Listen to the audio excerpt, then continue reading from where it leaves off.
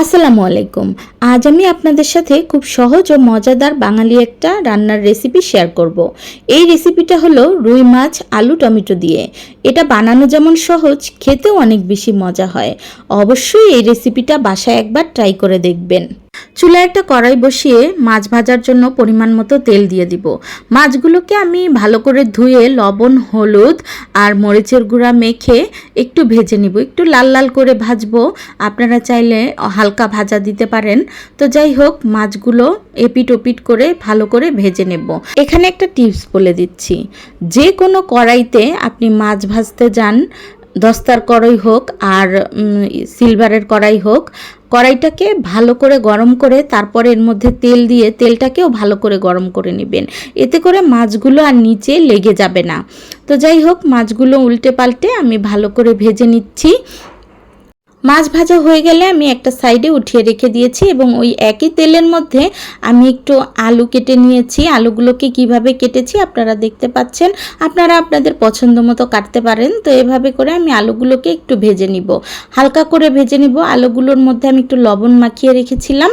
আলুগুলো ভাজা হয়ে গেলে ওই একই তেলের সাথে আর একটু তেল দিয়ে আমি এখানে 2 কাপ পরিমাণ পেঁয়াজ কুচি দিয়েছি আর পরিমাণ মতো লবণ দিয়েছি। লবণটা যার যার পরিমাণ মতোই দেওয়া উচিত। তো এরপরে আমি পেঁয়াজটাকে ভালো করে ভেজে তারপরে বেশি ভাজিনি, আপনারা দেখতে পাচ্ছেন আমি এখানে 1 টেবিল চামচের মতো রসুন বাটা দিয়েছি আর হাফ টেবিল চামচ আদা বাটা দিয়েছি। দিয়ে আমি মশলাটাকে একটু কষিয়ে নিব।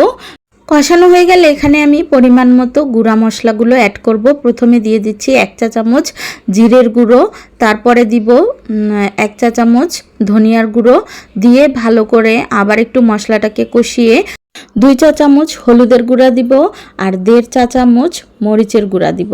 এখানে মরিচের গুঁড়াটা যে যেরকম ঝাল খেতে পছন্দ করেন তার পছন্দ অনুযায়ী দিতে পারেন। তো যাই হোক, আমি মশলাটাকে ভালো করে কষিয়ে নিয়েছি সামান্য একটু পানি দিয়ে, যাতে মশলাটা পুড়ে না যায়। যখন তেলটা উপরে চলে এসেছে তখন আমি এখানে আলুগুলো আর টমেটোটা দিয়ে দিয়েছি।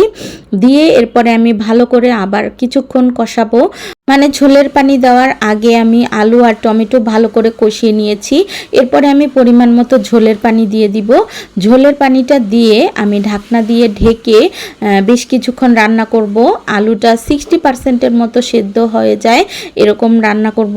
মানে ঝোলের পানিটা যখন ফুটে উঠবে আর আলুটা যখন 60% সিদ্ধ হয়ে যাবে তখন আমি এর মধ্যে কাঁচামরিচ দিয়ে দিয়েছি আর দিয়েছি এখানে মাছগুলো দিয়ে সব একে একে মাছগুলো সুন্দর করে সাজিয়ে দিচ্ছি। খেয়াল রাখতে হবে যাতে মাছগুলো ভেঙে না যায়। তো দিয়ে এরপরে আমি ঢাকনা দিয়ে ঢেকে 5-6 মিনিটের মতো আবার রান্না করে নিব। সব শেষে নামানোর আগে আমি উপর দিয়ে ধনিয়া পাতার কুচি দিয়ে দিব। ধনিয়া পাতার কুচি দিয়ে ঢাকনা দিয়ে ঢেকে চুলার আঁচটা একেবারে বন্ধ করে দিব। তো এখন আমার রান্না পুরোপুরি কমপ্লিট, এই যে দেখতে পাচ্ছেন আপনারা। তো দেখতে তো বেশ ভালোই হয়েছে, খেতেও মজা হয়েছিল। অবশ্যই বাসায় ট্রাই করে দেখবেন। ভালো থাকবেন সবাই। আল্লাহ হাফেজ।